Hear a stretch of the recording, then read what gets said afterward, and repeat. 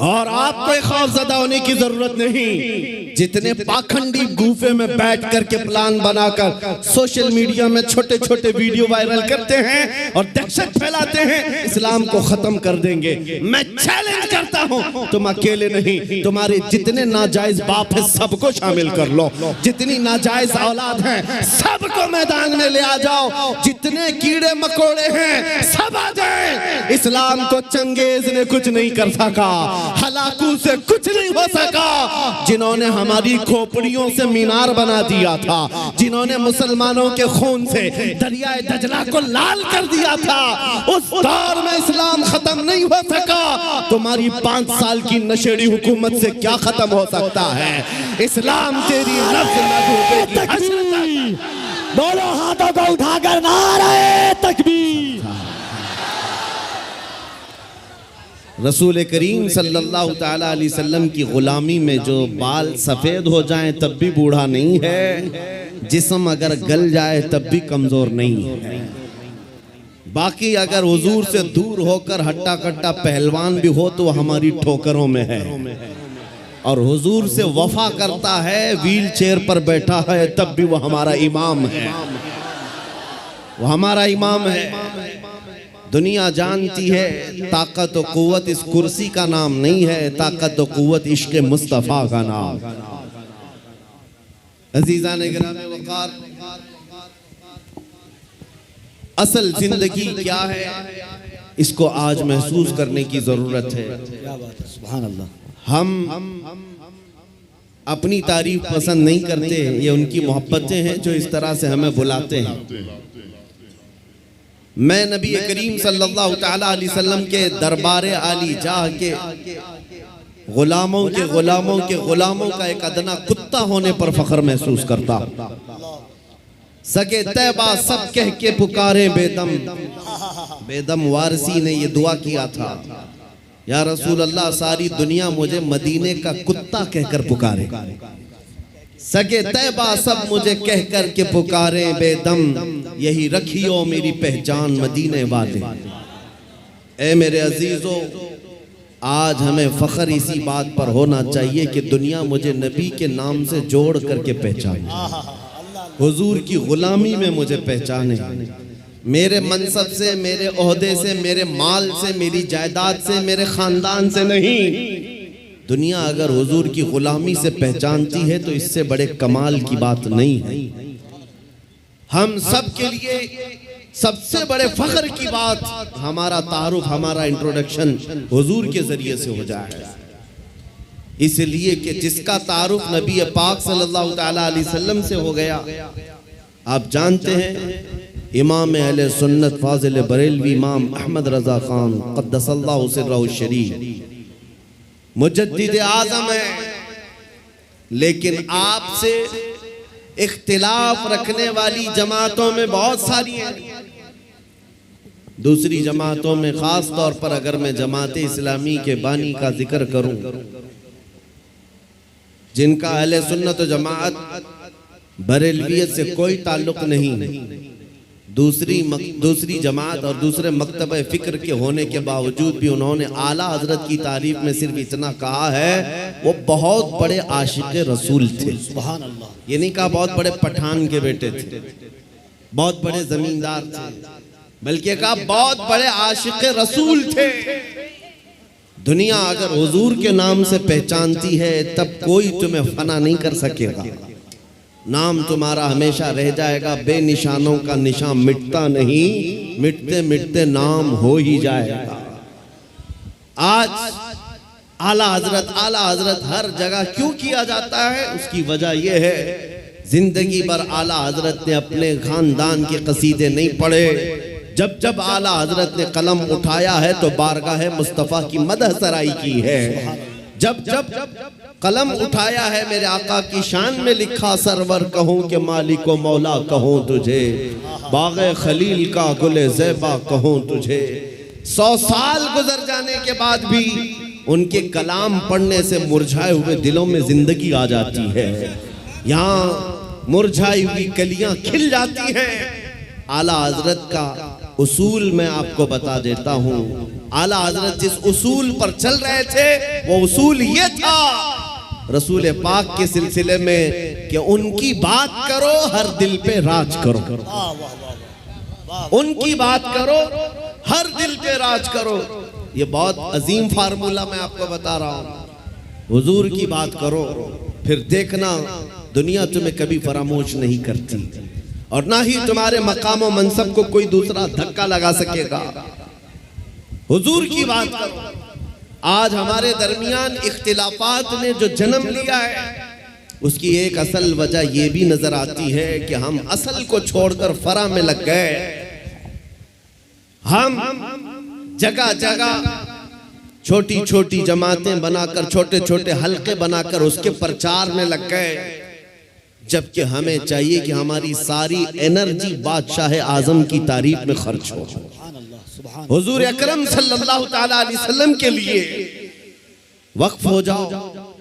इसलिए कि आला हज़रत इमाम अहले सुन्नत को हमने देखा पूरी जिंदगी। देखो आपसे किसी ने पूछा अगर आपका तारुफ क्या है, आपका इंट्रोडक्शन क्या है, उन्होंने अपने बाप दादा परदादा के नामों को गिनाते हुए नहीं कहा मैं फलां फलां फलां फलां का बेटा हूं, बल्कि अपने तारुफ में कहा है उस गली का गधा हूं मैं जिसमें मांगते ताजदार फिरते हैं, वो सुए लालाजार फिरते हैं, तेरे दिन ए बहार फिरते हैं, ए रजा जाने आना दिल तेरे नगमों पे निसार, बुलबुले बाग मदीना तेरा कहना क्या है।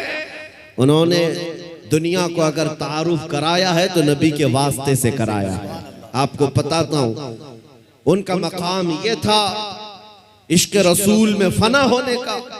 मेरे मुर्शिद गिरामी हुजूर ताजुश शरिया रहमतुल्लाह तआला अलैह एक शेर की तशरीह करते हुए फरमाते हैं, आला हज़रत ने एक हम्द लिखी है, वही रब है जिसने तुझको हमतन करम बनाया, हमें भीख मांगने को तेरा आस्था बताया। इस हम्द के आखिर में आला हज़रत ने एक शेर लिखा है, अरे ऐ खुदा के बंदो कोई मेरे दिल को ढूंढो, अभी पास था यही तो अभी क्या हुआ खुदाया। दिल किसको कहते हैं मैं आपको बता रहा हूं। जिंदगी हम सब के पास है, हम किसके लिए जी रहे हैं, हम क्या करने के लिए जी रहे हैं, या आज हमें महसूस करना है। आला हजरत किसके लिए जीते थे, उनका दिल रहता कहां था, बरेली की किस गली में उनका दिल रहता था। सुनो आला हजरत कहते हैं, अरे खुदा के बंदो कोई मेरे दिल को ढूंढो, अभी पास था यही तो अभी क्या हुआ खुदाया। इसका मतलब क्या है, फरमाया हर जमाने में औलिया इकराम में एक वली होता है जिसको कुतुबुल इरशाद कहते हैं। कुतुबुल इरशाद का मतलब ये होता है वो अपने जमाने के औलिया में इतना तसर्रुफ और इतना इख्तियार रखता है कि वो अपने जमाने के औलिया को जिन कामों पर मामूर करे उसका हुक्म बजा लाना सारे लोगों पर जरूरी होता है। वो कोई भी ऑर्डर दे, कुतुबुल इरशाद। तो एक मर्तबा आला हजरत ने अपने जमाने के जितने रिजाल थे, औलिया थे, उनसे ये कहा, अरे आए खुदा के बंदो कोई मेरे दिल को ढूंढो, मेरा दिल ढूंढ करके लाओ। ये काम पर लगा दिया, दिल ढूंढ करके लाओ, अभी पास था यही तो अभी क्या हुआ खुदाया। दिल सिर्फ उस गोश्त के लोथड़े को ही नहीं कहते जो हमारे सीनों में धड़कता है या खून का एक मुंजमद टुकड़ा है। दिल के और भी माने हैं। वो दिल कौन सा है जिसको ढूंढने के आला हजरत बात कर रहे थे। सारे औलिया को हुक्म हुआ, सब ढूंढने पर लग गए और ढूंढ करके वापस आए। फिर आकर के उन्होंने जो जवाब दिया इमाम अहले सुन्नत को, आला हजरत को, आला हजरत ने फिर उसको अपने शेर में बयान किया, हमें ऐ रज़ा तेरे दिल का पता चला बमुश्किल, हमें ऐ रज़ा तेरे दिल का पता चला बमुश्किल, दरे रोजा के मुकाबिल वो हमें नजर तो आया। ये नारे तकबीर, नारे रिसालत, इश्के मुस्तफा, इश्के आले मुस्तफा, तालीमाते आला हजरत, फैजाने आला हजरत। जिंदगी गुजारने के उसूल में बता रहा हूं। बरेली में रह करके दिल मदीने तैयबा में धड़कता हो, सारे औलिया ज़माना ने कहा हमें ए रज़ा तेरे दिल का पता चला बमुश्किल, दरे रोज़ा के मुकाबिल वो हमें नजर तो आया, ये न पूछ कैसा पाया तुझे हमद है खुदाया। आला हजरत का दिल वहां लगा हुआ था, इसीलिए मैंने आला हजरत के कलाम को बहुत मर्तबा पढ़ा, जहां जहां से पढ़ा दिल को आला हजरत के जब भी हमने ढूंढने की बात की है, आला हजरत ने अपने दिल के बारे में यही कहा है, दिल है वो दिल जो तेरी याद से मामूर रहा, सर है वो सर जो तेरे नाम पे कुर्बान गया। आला हजरत के उसूल में दिल सिर्फ इस टुकड़े को नहीं कहते और सर इस टुकड़े को नहीं कहते। मेरे अजीजो, आला हजरत के इल्म में उनकी तालीमात में दिल का मतलब और है, सर का मतलब और है। अगर नबी की मोहब्बत में भरा हुआ नहीं है तो सिर्फ वो गोश्त का लोथड़ा है, दिल नहीं कहा जा सकता। दिल कौन सा है? दिल सिर्फ वही है, दिल है वो दिल जो तेरी याद से मामूर रहा। और सर किसको कहते हैं? ये अगर दोनों कंधों के ऊपर एक कद्दू का टुकड़ा है, अगर हुजूर के नाम पर कुर्बान होने को तैयार नहीं है, हाँ अगर हुजूर के नाम पर मर मिटता है तो आला हजरत कहते हैं सर है वो सर जो तेरे नाम पे कुर्बान गया। आला हजरत के दिल को हमने उनके कलाम में ढूंढा है, वो कहते हैं कहाँ है? जानो दिल होशो खिरत सब तो मदीने पहुंचे, जानो दिल होशो खिरत सब तो मदीने पहुंचे। अरे तुम नहीं चलते रजा सारा तो सामान गया। उनका अपने पास कुछ नहीं था। बरेली में वो कहते हैं जान भी चली गई, दिल भी चला गया, होश भी गया, खिरत भी गया, सब मदीने पहुंचे। तुम नहीं चलते रजा सारा तो सामान गया। और फिर उनसे पूछा गया जान है क्या आपकी? जान किसको कहते हो आप? कहते हैं जान है इश्क़ मुस्तफा, रोज वज़ू करे खुदा, जिसको हो दर्द का मजा नाज़े दवा उठाए क्यों, फिर के गली गली तबाह ठोकरें सबकी खाए क्यों, दिल को जो अक्ल दे खुदा तेरी गली से जाए क्यों। मेरे अजीजों, आला हज़रत फरमाते हैं यूं तो सब उन्हीं का है, पर दिल की अगर पूछो, आला हज़रत फरमाते हैं यूं तो सब उन्हीं का है, पर दिल की अगर पूछो ये टूटे हुए दिल ही खास उनकी कमाई है। हुजूर का है ये सब, हुजूर का है, अपने दिल का है उन्हीं से आराम। कहते हैं अपने दिल का है उन्हीं से आराम, सौंपे हैं सब उन्हीं को सब काम, सौंपे हैं उन्हीं को सब काम। लो लगी है कि अब उस दर के गुलाम चाह रहे दर्द रजा करते हैं। आला हजरत ने अपना सब कुछ सौंप दिया बारगाह मुस्तफा। आज इस जलसे पाक में मैं आपके सामने उनका जिक्र सिर्फ इसलिए कर रहा हूं कि मशरिक से लेकर मगरिब तक, शुमाल से लेकर जुनूब तक कोई खित्ता बचा नहीं है जहां से बच्चा बुच्चा पुकार करके न कहता हो डाल दी कल्ब में अजमत मुस्तफा। सैयदी आला हजरत पे लाखों सलाम। क्यों 100 साल के बाद भी बच्चा बच्चा पुकार रहा है? वही आज मैं तुम्हें फार्मूला बताना चाहता हूँ। उस आला हजरत के मिशन पर चलना, उस मसलक का मतलब, उस मसलक का नाम ही ये है, अपनी मर्जी से जीने का नाम जिंदगी नहीं है। हुजूर जैसा चाहे वैसे जीने का नाम जिंदगी है। आपको मैं बताता हूँ औलिया इकराम की जिंदगी में, तसव्वुफ में एक तालीम होती है। हजरत जुनैद बगदादी की तालीमात मैंने पढ़ा है। सिर्फ औलिया इकराम की जो इबादतें हैं, तस्बीह घुमाना, लंबे क़याम, लंबे सजदे, सिर्फ यही इबादत के तरीके नहीं है। एक इबादत का तरीका है जिसको औलिया इकराम कहते हैं मुराकबा। मुराकबा, मुराकबे का मतलब क्या होता है? सुनो, बहुत आसान है, आप सब कर सकते हो। अगर मैं आपसे कहूं आज 1000 बार सुभान अल्लाह पढ़ो, 1000 बार अल्हम्दुलिल्लाह, आप कहेंगे बहुत लंबा हो जाएगा। लंबा क़याम करना कुछ लोगों के लिए भारी, लंबा रुकू करना, लंबा सजदा करना इबादतें कुछ लोगों को लगती हूं। मुराकबा बहुत आसान लेकिन बहुत ही तेज असर। औलिया इकराम फरमाते हैं जिसका मुराकबा मुकम्मल हो गया वो अल्लाह का वली बन गया। मुराकबा होता क्या है? सुनो, मुराकबा होता क्या है? सिर्फ ये है कि आंख बंद करके थोड़ी देर खामोश बैठना, कुछ नहीं करना, कुछ पढ़ना नहीं, कुछ पढ़ना नहीं, खामोश बैठना है। कितनी देर? तुम्हारी मर्जी, 5 मिनट, 10 मिनट, आधा घंटा, 1 घंटा, किसी से बात ना करो, खामोश एक जगह बैठ जाओ। करना क्या है खामोश बैठ करके? सोचना क्या है? हाँ, ये असल है। सैयदना जुनैद बगदादी फरमाते हैं, मुराकबा करने वाले को कुछ और नहीं सोचना है, बस आंख बंद करके इतना सोचना है कि अल्लाह ने मुझे क्यों पैदा किया, मैं यहां क्यों आया इस दुनिया में।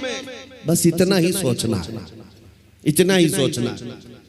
बार बार सोचता रहे, बार बार सोचता रहे। ऐ नौजवानों, ये मुराकबा आज तुम्हारी बहुत सारी बीमारियों का इलाज है। सोचना कभी आंख बंद करके, क्या मैं इसलिए आया रात भर इंटरनेट पर गेम खेलने के लिए अल्लाह ने मुझे पैदा किया? क्या मैं दुनिया में लड़कियों से छेड़छाड़ करने के लिए पैदा किया गया हूं? क्या मैं दुनिया में दिन रात खेल कूद के लिए पैदा किया गया हूं? लोगों से गप्पे लगाने के लिए पैदा किया गया हूं? मैं लोगों से हंसी मजाक में अपना वक्त को बर्बाद करने के लिए पैदा किया हूं? क्यों पैदा किया गया हूं? तुम्हारा दिल आखिर एक दिन जवाब देगा, अल्लाह की तरफ से तुम्हें ये मिलेगी बात, तुम क्यों पैदा किए गए, क्यों पैदा किए गए। तुम्हें पता चल जाएगा ये मुराकबे में, जिस दिन तुम्हें पता चल जाए क्यों पैदा किया गया, अगर हकीकत को पहुंच गए उसी दिन अल्लाह के वली बन गए। अब मैं आपको बताता हूं, जिन लोगों का मुराकबा मुकम्मल हुआ, वो जिंदगी में अगर सोचते सोचते इस नुक्ते को पहुंच गए कि मैं क्यों पैदा हुआ, तो फिर आंख खोल करके वो पुकार कर कहते हैं, हम दुनिया में क्यों पैदा हुए?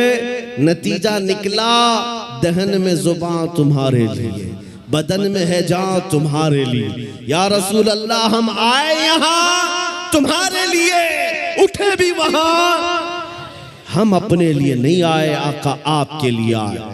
मुराकबे में जो इस नुक्ते को पहुंच गया, बरेली का इमाम पुकार कर कहने लगा, मुझे अल्लाह ने खेल कूद के लिए नहीं बनाया, मुझे अल्लाह ने सिर्फ बाजारों की जीनत के लिए नहीं बनाया, मुझे अल्लाह ने जिंदगी अपनी मर्जी से गुजारने के लिए नहीं बनाया। और उस आला हजरत के अजीम पोते ताजुश शरिया ने भी पुकार कर कहा, जब उनका मुराकबा मुकम्मल हुआ, जब वो सोचते रहे मैं क्यों पैदा हुआ, मैं क्यों दुनिया में आया, तब फिर ताजुश शरिया ने भी जवाब दिया, हम इसलिए पैदा किए गए हैं, जिंदगी ये नहीं किसी के लिए, जिंदगी है नबी की, नबी के लिए। ना समझ मरते हैं जिंदगी के लिए, जीना मरना है सब कुछ नबी के लिए। नारे तकबीर, नारे रिसालत, जश्न ईद मिलादुन नबी, आमदे माहे रबीउन नूर। जिंदगी हुजूर पाक सल्लल्लाहु अलैहि वसल्लम के लिए अमानत बन करके, अमानत बना कर दी गई है। तुम क्या समझते हो ए नौजवानों? आपको ये लगता है जवानी की आज ताकत और कुव्वत है, मुझे अपने मर्जी से फैशन करने दो, अपने मर्जी से मॉडर्न जिंदगी गुजारने दो, और दुनिया के पीछे तुम चल पड़े, उस दुनिया के पीछे जो हर दिन अपना शोहर बदलती है। आला हज़रत फरमाते, शहद दिखाए जहर पिलाए, कातिल डाइन शोहर कुछ, इस मुर्दार पे क्या ललचाना, दुनिया देखी भाली है। तुम्हें मालूम है यहाँ कितने हीरो आए उसके बाद जीरो हो गए। यहाँ जवानी में अपने मेकअप से चमकने वाले बुढ़ापे में ढीले पड़ गए। यहाँ लोग रोजाना बदलते रहे हैं, किसी भी फील्ड में देख लो। कुछ लोगों को लगता है पर्दे सीमी पर बॉलीवुड और हॉलीवुड पर थिरकने वाले, मुजरे करने वाले स्टार हैं, ये बड़े बड़े हीरो हैं, और उनके पीछे कौम भागती है। मियाँ ये सिर्फ और सिर्फ ढलती छाँव है, थोड़े दिनों के बाद इनके चेहरे का गाजा उड़ गया तो यही कौम दूसरा हीरो ढूंढती है, दूसरा इन्हें चाहिए। और नेता नगरी में भी देखा गया, 40-40 साल बेचारे पार्टियों की खिदमत में लगे रहे, बुढ़ापे में फिर आने के बाद पार्टी ने कोने में बिठा दिया। अब तुम्हारा काम खत्म हो गया, तुम्हारा काम खत्म हो गया, अब नौजवान दूसरे आएंगे। लेकिन मेरे अजीजों, एक मक्तबा मैंने ऐसा देखा, एक मदरसा ऐसा देखा ये हुजूर के गुलामों का है। यहाँ जितना बूढ़ा होता है उतनी इज्जत बढ़ती जाती है। जितना बूढ़ा हो जाए उतनी इज्जत बढ़ती चली जाती है। मेरे अजीजों 85 साल 90 साल के उलमा भी आज मौजूद हैं। कौम उनको देखती रह जाती है। तुम 25 साल के 1 लाख नौजवान लाकर खड़ा कर देना और फिर एक तरफ सिर्फ ताजुश शरिया का चेहरा दिखा देना, लाखों की तरफ निगाहें नहीं जाएंगी, उस एक चमकते हुए चेहरे की तरफ लोग देखेंगे। नारे तकबीर! जरा दोनों हाथों को उठाकर बस्ती बस्ती करिया करिया, बस्ती बस्ती करिया करिया, इल्म का सूरज फैज का दरिया। अजीजा निगराम वकार, मैं ये बातें इसलिए अर्ज कर रहा हूँ कि इन बुजुर्गों ने जो खूबसूरती हासिल की है वो पाउडर लाली के मेकअप से नहीं, मेरे मुस्तफा के कदमों से हासिल की है, नबी पाक की वाबस्तगी से मिली है। लोगों को आज ये लगता होगा, मैं आपको बताऊं, तहदीसे नेमत के लिए कह रहा हूं, मैं अपनी बड़ाई अपनी फजीलत की बात नहीं कर रहा हूं। किसी को अगर ये लगता हो सोशल मीडिया की वजह से इनको बहुत ज्यादा लोग चाहने लग गए, सोशल मीडिया यूट्यूब इंस्टाग्राम सब इन्होंने फैला रखा है, इसलिए भीड़ जमा हो गई, हजारों लोग सोशल मीडिया पर हरकतें कर रहे हैं, बहुत वहां मैदान में मौजूद हैं, मगर मेरे अजीजों ये मेरे फन का कमाल नहीं है। आज जहां जाएं परवानों का हुजूम जो मेरे सामने नजर आता है, बात सिर्फ इतनी है, जब तक के मदीने से इशारे नहीं होते रोशन मेरी किस्मत के सितारे नहीं होते, ये नाज़ी अंदाज हमारे नहीं होते, झोली में अगर टुकड़े तुम्हारे नहीं होते, जब तक बिके न थे तो कोई पूछता न था, या रसूल अल्लाह तुमने खरीद कर हमें अनमोल कर दिया। नारे तकबीर, नारे रिसालत, नाजदारे खत्मे नबूवत, नामूसे मुस्तफा, अजमते मुस्तफा, शौकते मुस्तफा। मेरा यकीन है सारा सोशल मीडिया फना हो जाए, मैं किसी पहाड़ के अंदर बैठकर मेरे नबी की बात करूं, मेरा खुदा कादिर है, वो लाखों के दिलों में हमारी बात को पहुंचाएगा। ये कमाल मैं इसका नहीं समझता सोशल मीडिया के जरिए से, इंटरनेट का दौर हो, नहीं मेरे अजीजों, हुजूर की अजमत बयान करो, चाहे तुम तन्हा हो, मौला पूरी कायनात में तुम्हारे चर्चे फैला देता है। ये रब्बे जुल जलाल की शान है। इब्राहीम अलैहिस्सलाम जब मक्का मुकर्रमा से आवाज दे रहे थे तो पूरी कायनात में आपकी आवाज को अल्लाह ने पहुंचाया।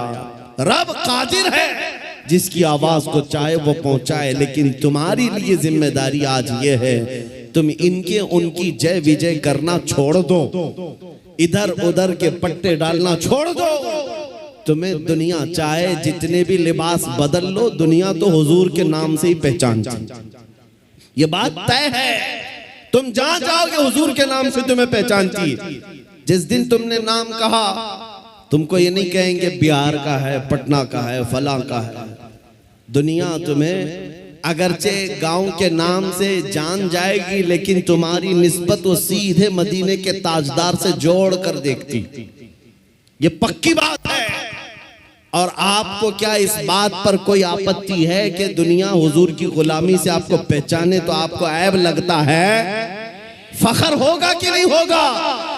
अगर हुजूर की गुलामी से दुनिया तुम्हें पहचानने पर फखर होगा तो मेरी बात सिर्फ इतनी सुन लो, पूरे के पूरे ही गुलाम क्यों ना हो जाए।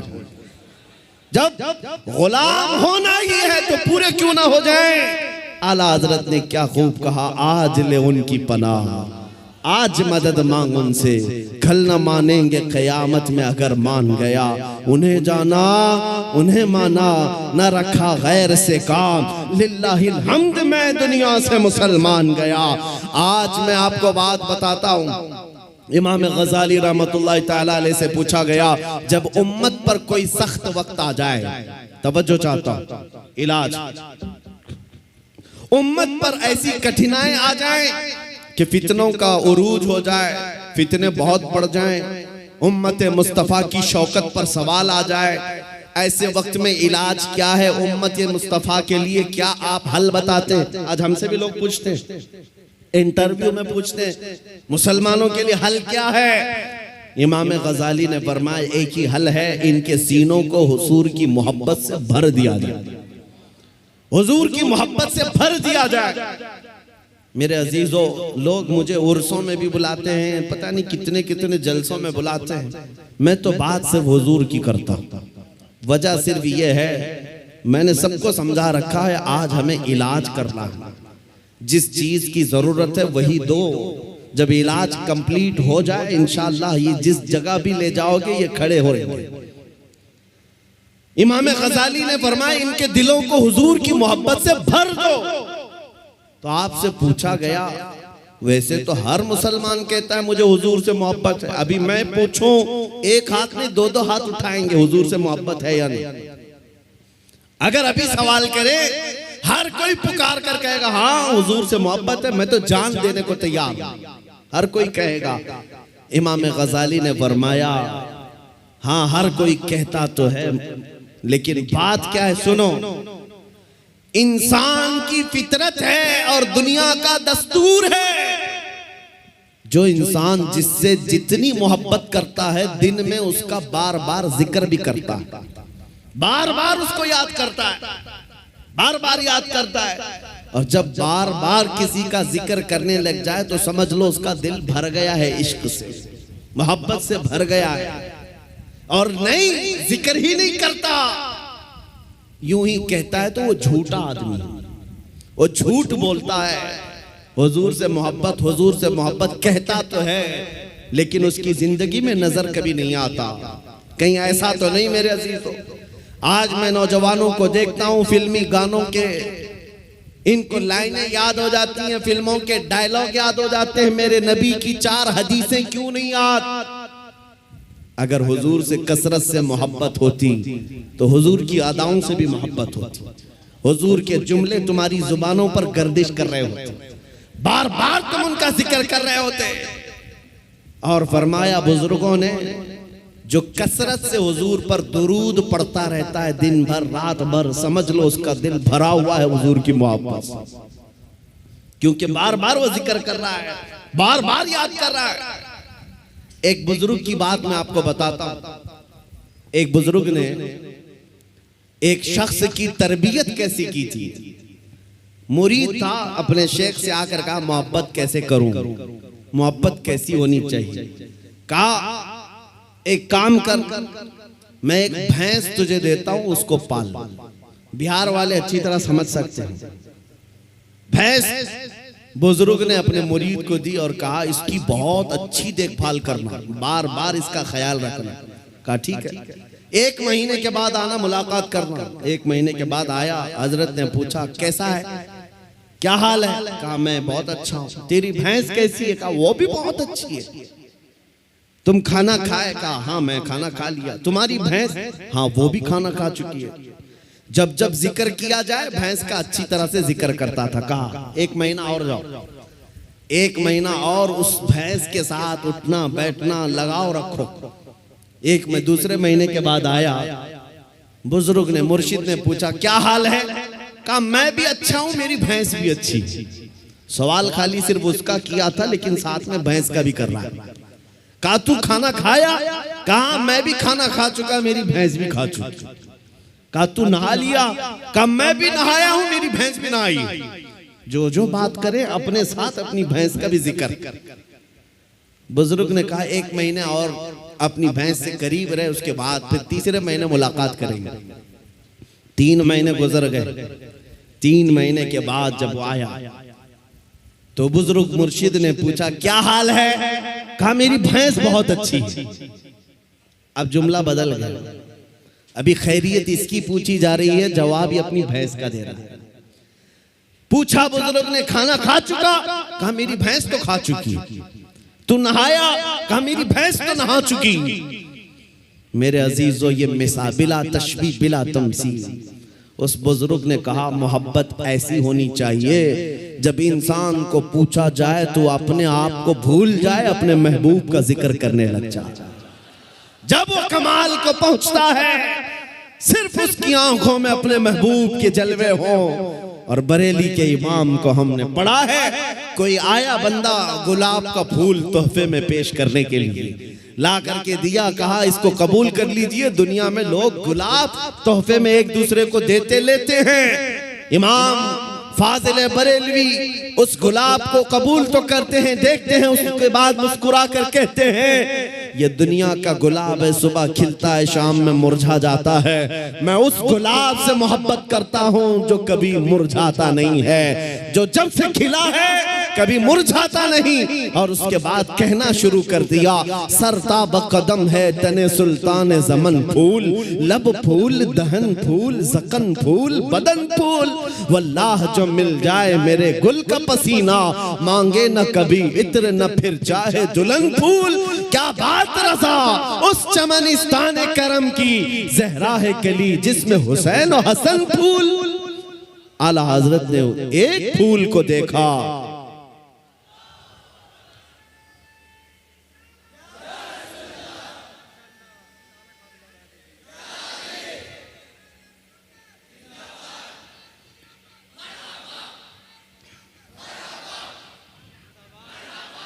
हुजूर पाक सल्लल्लाहु ताला अलैहि वसल्लम का जिक्र आया। आला हजरत ने सारे फूल फूल फूल पर एक नात ही लिख दी। यह इश्क का दर्जा होता है, जिक्र अपने महबूब का ज्यादा करे, अपना नहीं। यहाँ लोग तुर्रम खां बने हुए अपने ही बड़ाइयां करने लग गए। आला हजरत ने अपनी तो छोड़ो, किसी दुनियादार की तारीफ करने पर भी रजामंद नहीं हुए। जब किसी ने कहा भी किसी का कसीदा लिख दो, तो आपने यही जवाब में कहा, करो मद है अहले दुवल रजा, पड़े इस बला में मेरी बला, मैं गदा हूं अपने करीम का, मेरा दीन पा रहे ना नहीं, मेरा दीन रोटी का टुकड़ा नहीं है, मैं तो गदा हूं अपने करीम का। आज उस मोहब्बत की जरूरत है, आज उस कमाल के इश्क की जरूरत है। मैं आपसे पूछता हूं मेरे अजीजों, आप हुजूर पाक सल्लल्लाहु ताला अलैहि वसल्लम से बेहद मोहब्बत करते हैं, मुझे पता है, दिल से मोहब्बत करते हैं, लेकिन जिंदगियों में उसका इम्प्लीमेंट, उसका निफास क्यों नहीं कर पाते? जिस दिन हम कौल और फेल में एक हो जाएं, जो कह रहे हैं वही करने भी लग जाएं, तो समझ लो फिर आपने इश्क का कमाल पा लिया। फिर दुनिया तुम्हारी इन हस्तियों से खौफ खाने लग जाएगी, जैसे कैसर और किसरा बादिया नशीन अरब से खौफ खाती थी। जब मदीने के सहरा से निकल करके बगैर चप्पल के पैबंद लगे कपड़े पहनकर सहाबा निकले थे, ईरान भी कांपने लग गया था, रोम भी कांपने लग गया था। उस वक्त की सुपर पावर ताकतों को अगर किसी ने धूल चटाया है, मेरे नबी के गुलामों ने धूल चटाया है। हुजूर के आशिकों ने उन्हें घुटने पर लाकर मजबूर कर रखा था। आपको पता है उनके नजदीक इज्जत क्या थी? आपको बताता हूँ, सैयदना उमर इब्ने खत्ताब रदियल्लाहु ताला अन्हु का दौरे खिलाफत है। मदीने से एक फौज निकली, किसरा को खत्म करके आती है। ईरान की हुकूमत जो किसरा कहलाती थी उस जमाने में खत्म कर दी गई। इस्लाम का परचम लहराया। वो दौर ऐसा था, सुपर पावर था उस वक्त ईरान, सुपर पावर ताकत थी। हजारों नहीं लाखों की फौज उनके पास थी। जब टुकड़े टुकड़े हो गए, सहाबा की हुकूमत आई, माले गनीमत हाथ आया, तो बहुत सारा माल वहां से मदीने लाया गया, उसमें कीमती सामान भी थे। उस वक्त मदीने तैयबा ईरान के बादशाह के दरबार में बिछाया जाने वाला सबसे महंगा कालीन भी मदीना आया, लाया गया। सहाबा ने उमर इब्ने खत्ताब अमीरुल मोमिनीन रदियल्लाहु ताला अन्हु के पास वो कालीन पेश किया। कहा ये कालीन वो है, बादशाह जब किसी से बहुत खुश होता तो थोड़ी देर इस कालीन पर उसको बिठा देता और वो जिंदगी भर बैठने वाला फख्र करता, मैं बादशाह के महंगे कालीन पर बैठ कर आया हूँ, मैं बादशाह के महंगे कालीन पर बैठ कर आया हूँ। इस कालीन की अजमत है, लोग इसकी बड़ी तारीफ करते हैं, बड़ी बुलंद कालीन है। हम मदीने ले आए हैं। उमर इब्न खत्ताब के पास दिया गया, कहा गया कि आप इसको सही जगह इस्तेमाल करें। मेरे अजीजों, सैयदना अमीरुल मोमिनीन उमर इब्न खत्ताब ने उस कालीन को कबूल तो किया, ले जाकर के हुजूर के मिंबर पर या मेहराब पर या मस्जिद की सफों में नहीं लगाया, बल्कि कहा मस्जिद नबवी में दाखिल होने से पहले जो दरवाजा है उस दरवाजे के बाहर इस कालीन को फेंक दो। जो मस्जिद के अंदर आए वो अपने पैरों को पोंछ करके आए, पैरों को पोंछ कर अंदर आए, इसलिए कि किसरा बादशाह जिस पर बैठकर फख्र करता था, दुनिया को ये पता चल जाए वो मोहम्मद अरबी के गुलामों के धूल के बराबर होती।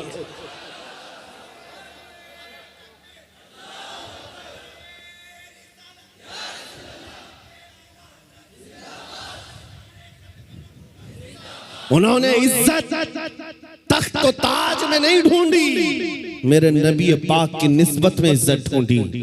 आपको पता है एक साहबी हजरत नौमान एक बादशाह के यहाँ गए थे, तवज्जो, बादशाह के यहाँ मेहमान बुलाए गए थे, कासिद बनकर गए। बादशाह ने उनके आने पर कालीन बिछाया रेशम का और कुर्सी बिछाई सोने की कलई की हुई कि मोहम्मद अरबी का कासिद आ रहा है, एम्बेसडर आ रहा है, तर्जुमान है।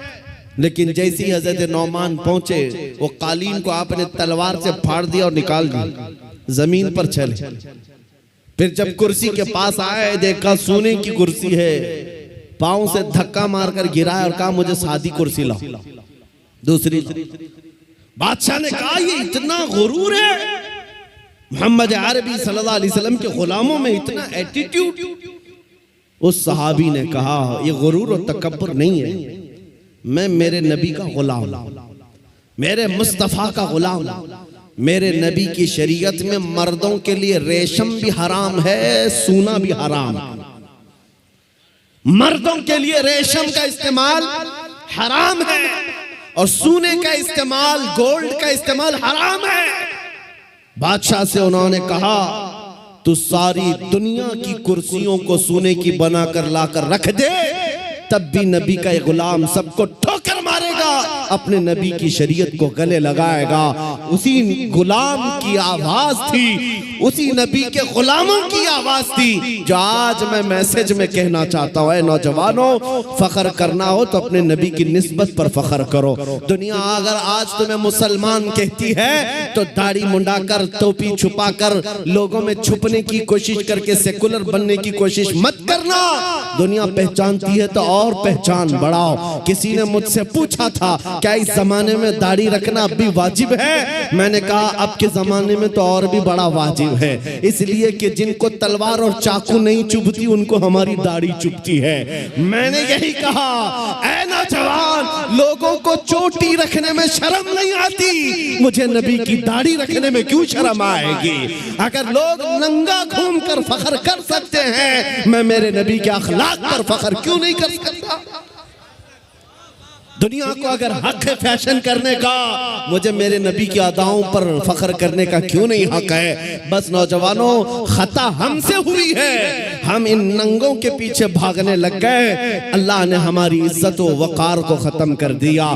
नौजवानों, दुनिया अगर तुमसे पूछती है तुम्हारे पुरखों का नाम बताओ, तुम्हारे बड़ों का नाम बताओ, हमारे बड़े तो बादशाह थे, हमारे बड़े तो फलां थे फलां थे, तुम अपने पुरखों में अपने बाप दादाओं का नहीं, बल्कि यूं कहो मेरे पुरखों में जो नाम आता है वो खालिद बिन वलीद का है, मेरे पुरखों में जो नाम आता है वो सलाहुद्दीन अय्यूबी का है, वो शहाबुद्दीन गौरी का है। इसलिए कि ये वो नाम है जो अज़मत मुस्तफा के परचम लहराते थे, नबी की गुलामी में इज्जत ढूंढते थे। एक वक्त था जब यहूदी और ईसाई माएं रात को अपने बच्चों को थपक कर सुलाती थी, ये कहते हुए बच्चे सो जा वरना सलाहुद्दीन आ जाएगा।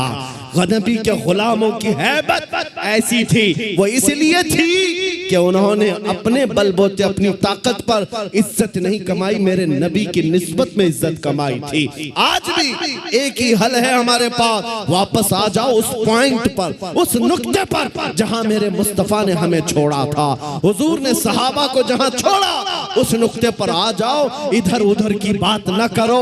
हमारी बीमारियां, हमारी खराबियां, हमारे खुराफात, हमारी बेहयाइयां, हमारी पस्ती, हमारा बैकवर्ड होना, सबका एक ही हल है, एक ही इलाज है कि मोहम्मद से वफा तूने तो हम तेरे हैं। ये जहां चीज है क्या, लौह कलम तेरे।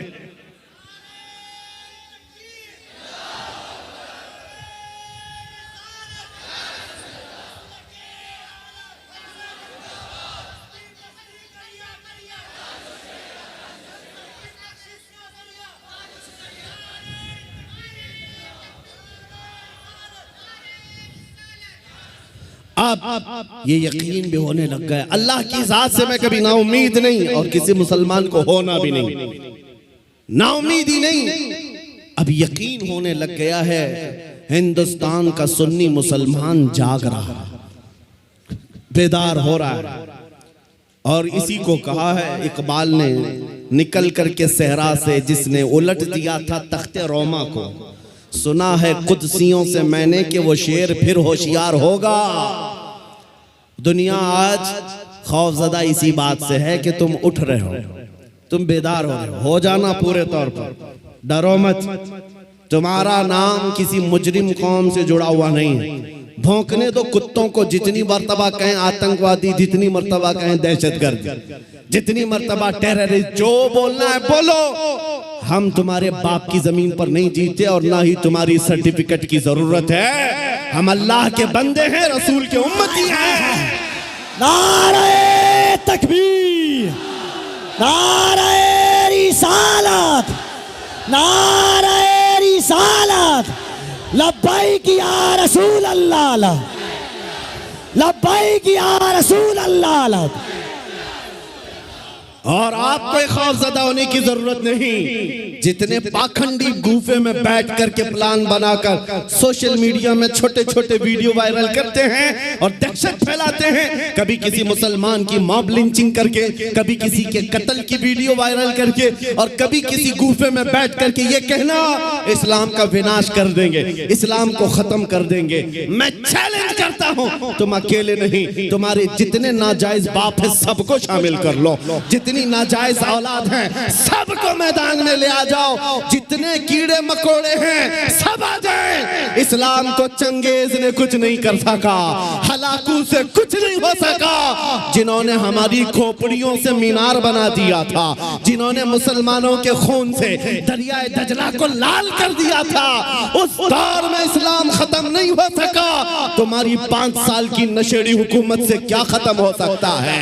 इस्लाम तेरी नफ्स तकबीर, दोनों हाथों को उठाकर नारे तकबीर, नारे रिसालत, मजहबे इस्लाम से, अजमते इस्लाम से, शौकते इस्लाम से, रिफाते इस्लाम से, पैगंबरे इस्लाम से, नामूसे इस्लाम से। ये जवानी बरकरार है। उनको बुला करके कभी नेताओं को भी दिखा दे, वो दिन के 12 बजे वोटों का मजमा जमा करके फख्र करते हैं पब्लिक हमारे साथ, उनको ऐसा ही लगता है। और शराब के धुत में जमा होने वाला मजमा और है, इश्क मुस्तफ़ा में आने वाला मजमा और है।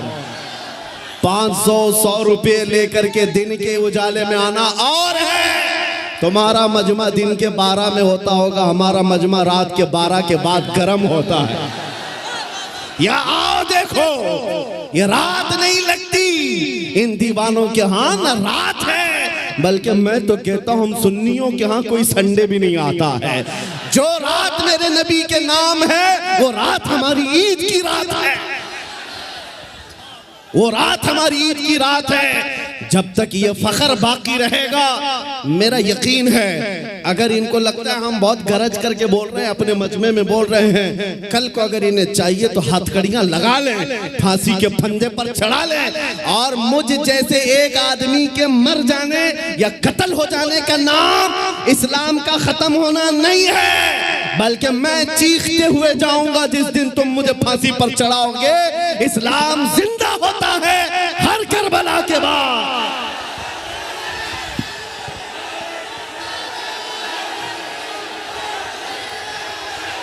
हेलो, लब्बैक लब्बैक या रसूल अल्लाह, लब्बैक लब्बैक लब्बैक या रसूल अल्लाह, लब्बैक लब्बैक लब्बैक या रसूल अल्लाह, लब्बैक लब्बैक लब्बैक या रसूल अल्लाह, लब्बैक लब्बैक लब्बैक या रसूल अल्लाह। नारे तकबीर। आज हुकूमत के नशे में आकर अगर कोई बार बार मेरे नबी की जात को इस्तेमाल करता है तो हमारे जज्बात बेकरार होते हैं। लोगों को ये लगता है, डिपार्टमेंट वाले बार बार ये कहते हैं मौलाना क्यों इतना एग्रेसिव हो जाते हो, क्यों इतने भड़काऊ बातें करते हो। मैंने बार बार ये कहा है, ऐलान कहा है, जब जब गाली देने का शौक है मेरा नाम लेकर गाली दो, मेरी माँ के नाम पर, मेरे बाप के नाम पर, मेरे खानदान के नाम पर, जितना कोसना है कोस लो, लेकिन याद रखना अगर हुजूर की तरफ उंगली उठाओगे, अगर नबी की अज़मत की तरफ बोलोगे, हमारे खून का आखिरी कतरा भी जिस्म में बाकी है, तुम्हारी गर्दनों पर चढ़ करके बोलेंगे, तुम्हारे सीने पर चढ़ कर बोलेंगे। और तुम ये समझते हो तख्त और ताज तुम्हारे पास है, आज फौज और ताकत तुम्हारे पास है। तुम्हारे नाजायज बाप आज से 200 साल पहले अंग्रेजों की शक्ल भी यहाँ मौजूद थी। उन्होंने एक आलिम रब्बानी किफायत अली काफी को फांसी पर चढ़ाया था, एक नहीं 30,000 उलमा को फांसी पर चढ़ाया था। तुम्हारे नाजायज बाप भी ये समझते थे हिंदुस्तान से इस्लाम खत्म हो जाएगा। अरे उनका चूरा भी यहाँ बाकी नहीं रहा, सब खत्म होकर चले गए। तुम भी अपने अंजाम का इंतजार करो, कुछ देर की खामोशी है, फिर शोर आएगा। आज कुत्तों का वक्त है, कल हमारा दौर आएगा। लब्बैक या रसूल अल्लाह, लब्बैक लब्बैक लब्बैक या रसूल अल्लाह, लब्बैक लब्बैक लब्बैक या रसूल अल्लाह, लब्बैक लब्बैक लब्बैक या रसूल अल्लाह, लब्बैक लब्बैक लब्बैक या रसूल अल्लाह, लब्बैक लब्बैक लब्बैक या रसूल अल्लाह। नारे रिसालत। लोग अगर ये पूछते हैं आपकी जज्बाती तकरीरों से होता क्या है, मैं सिर्फ इतना ही कहता हूँ क्या होता है पता नहीं, लेकिन मेरा यकीन ये कहता है मैं जज्बात में लाऊंगा, कोई बच्चा बुज़दिली से नहीं मरेगा इंशाअल्लाह, कोई नौजवान तुम्हारी जूतियां चाट करके नहीं मरेगा, तुम्हारे हाथों में फंस भी जाएगा, नबी नबी कहकर दुनिया से जाएगा। हम अपने जज्बात को जिंदा रखते हैं इसलिए कि जज्बात नहीं है तो वो नामर्द आदमी है। अगर जज्बात हुजूर के लिए जिंदा है उसी को मैं मर्द समझता हूँ, उसी को इंसान समझता हूँ। और जो बेगैरती की बात करते हैं, अरे मसलहत का भी ख्याल करो, हिकमत का भी ख्याल करो, हालात का भी ख्याल करो। ये हालात तुम्हें मुबारक, मुझे मेरे नबी की इज्जत मुबारक। अगर इन हालात में नबी की इज्जत महफूज नहीं है तो हम आजादी से घूम कर कौन से मजे उठा सकेंगे। वो सहाबा की बात तो सुनो, जब जंगे ओहद में ये बात मशहूर हो गई, हुजूर का कत्ल हो गया, सहाबा ने तलवारें छोड़ दी, हाथों से तलवारें छूट गई। इस वजह से कितने काफिरों ने सहाबा का कत्ल कर दिया, कत्ल हो गए 70 सहाबा। क्यों? जब ये खबर फैली थी ना कि हुजूर का इंतकाल हो गया, सहाबा बेइख्तियार कहने लगे अल्लाह के नबी अगर नहीं है तो फिर जिंदगी कहते किसे, हुजूर आप नहीं हैं तो जिंदगी क्या है। इसलिए ऐ सुन्नियों, आज हमारा जज्बा यही होना चाहिए, अगर हुजूर का नाम सलामत नहीं तो फिर हमारी जिंदगी किस काम की, हम किस खाक के लिए जीते हैं। आज के बाद तकलीफों से और मुसीबतों से घबराना नहीं, तुम अपने दीन पर अमल पैरा रहो। गैर कानूनी कामों की बात मैं नहीं करता, चाकू छुरी तलवार बंदूक की भी बात नहीं करता। मैं तो बात सिर्फ इतनी कहता हूँ, हुजूर का इश्क इतना भर लो कि तुम्हारे चलने फिरने से भी कीड़े फना हो जाए। हाँ, तुम्हारे किसी हथियार की जरूरत नहीं, तुम हुजूर के आशिक बनकर गलियों से घूमो, कुत्ते यूं ही मर जाएं। हाँ, पागल होकर मर जाएं, सिर्फ तुम्हारी खुशबुओं से मर जाएं। बात इतनी है। और मैं आज आखिरी बात ये कहता हूँ, सहाबा का मसलक यही था, उन्होंने कोड़े भी खाए, तलवारें भी खाई, जख्म भी खाए। एक साहबी साद इब्न रबी, जिनके 12 नेज़े लगे थे, पेट फट गया था जंगे उहद में, फिर भी कह रहे थे जो आए हुए सहाबा, जाओ नबी को मेरा सलाम कह देना, मैंने उनकी हिफाजत का हक अदा नहीं किया। पेट फट गया, तब भी ये कहते थे, हम आज नरम नरम खाने खाकर, गरम गरम बिस्तरों पर सोकर, सिर्फ यहाँ बैठकर नारे लगाकर समझते हुजूर की इज्जत की हम हिफाजत करते हैं। मेरे अजीजों, बदलना है हमें जिंदगी, बदलना है हमें जिंदगी। कब तक ये गाने सुन सुन करके निफाक दिल में पैदा करते रहोगे, बॉलीवुड और बॉलीवुड के हॉलीवुड के नगमों पर नाचते रहोगे? तुम जिंदगी बदल डालो। आज दुनिया, मैं आपको बताऊं, सादी हजरत फखरुद्दीन राजी बहुत बड़े हकीम है, कहते हैं एक मैंने हकीमी में, डॉक्टरी में एक चीज देखी है, एक चीज देखी है, मोहम्मद अरबी सल्लल्लाहु अलैहि वसल्लम की मोहब्बत में अगर कोई 90 साल का भी हो जाए तो उसका दिमाग पागल नहीं हो सकता, पागल कभी नहीं होता। हुजूर का आशिक पागल नहीं होता, और अगर पागल होता है तो सिर्फ उनके लिए होता है, और दीवाना होता है सिर्फ उनके लिए होता है, बाकी किसी के लिए नहीं होता। आज मैं यही चाहता हूं कि दुनिया तुम्हें पागल कहे, मजनू कहे, दाढ़ी वाला कहे, टोपी वाला कहे, छोड़ दो उनकी बातों का। कुछ भी रिएक्ट करना, तुम्हें अंदर से फख्र होना चाहिए, फख्र होना चाहिए, इसलिए कि तुम इन कुत्तों के लिए नहीं जीते। कब्र में आमिना के लाल तशरीफ लाने वाले, हश्र में मेरे आका तशरीफ लाने वाले हैं, उनके सामने मुझे खड़ा होना है। कहीं हुजूर ये ना कह दें कि दुनिया वालों के लिए तूने मेरी अखलाक को बदल लिया, उनको राजी करने के लिए तू मेरी सुन्नतें छोड़ दिया। नहीं, कब्र में जब जाएं तुम्हारा चेहरा देखे तो मेरे नबी से कदमों को चूम कर कहना, आका दुनिया 1000 ताने देती थी मगर मैं आपके लिबास को पसंद करता था, मैं आपके चेहरे को पसंद करता था, आपके कदमों में आना चाहता था। बस आज मेरा मसलक आपको बता दूं, आप सब इसी बात पर गामजन हो जाएं। मेरा मसलक का मतलब सहाबा का, औलिया का, ताबईन का, आला हजरत का यही है, हर मुसीबत हर सितम गवारा है, हर मुसीबत हर सितम गवारा है। या रसूल अल्लाह, एक बार तुम कह दो कि तू हमारा, तू हमारा है। आज के बाद हम इसी मिशन पर जीते हैं। दुनिया के हाथ फैलाना छोड़ दो, दुनिया के लिए जीना छोड़ दो। जिंदगी ये नहीं किसी की किसी के लिए, जिंदगी है नबी की नबी के लिए। ना समझ मरते हैं जिंदगी के लिए, जीना मरना है सब कुछ नबी के लिए। और इस अकीदे के साथ आज महफिल खत्म करता हूँ। कौन देता है, देने को मुंह चाहिए, देने वाला है सच्चा, देने वाला है सच्चा, देने वाला है सच्चा। आका आपके दरबार में, आपके शहर, आपके मुबारक महीने का पहला चांद आया है पटना की सरजमीन से। आशिकाने मुस्तफा मदीने की तरफ लौ लगाकर पुकारते हैं, अभी वो उम्मी फिदा का या रसूल अल्लाह, मैं मुजरिम हूँ आका, मुझे साथ ले लो कि रस्ते में है जा बजा थाने वाले। चमक तुझसे पाते हैं सब पाने वाले, मेरा दिल भी चमका दे चमकाने वाले। लब्बैक या रसूल अल्लाह।